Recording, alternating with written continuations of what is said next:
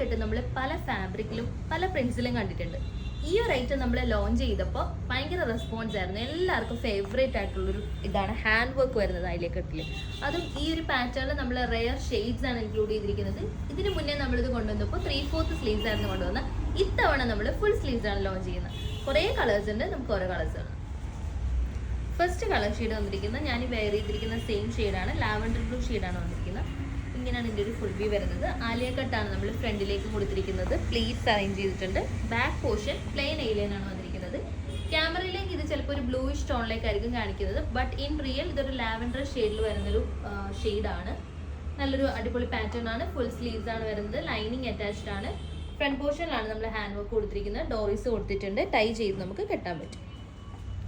Next colour shade വന്നിരിക്കുന്നത് നല്ലൊരു rare ഷെയ്ഡാണ്, മൾബറി ഷെയ്ഡാണ്.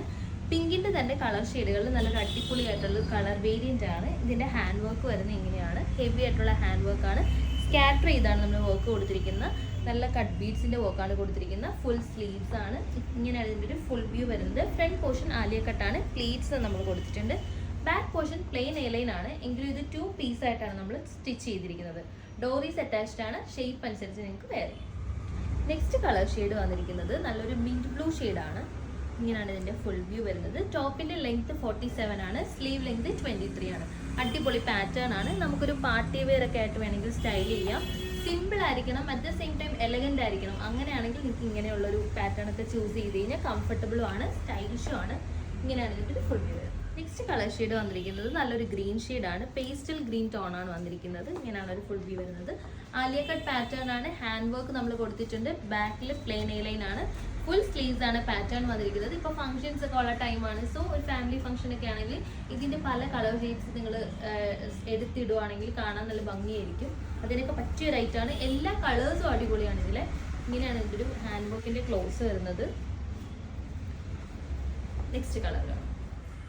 ഫൈനൽ കളർ ഷെയ്ഡ് വന്നിരിക്കുന്നത് പീച്ച് ആണ്.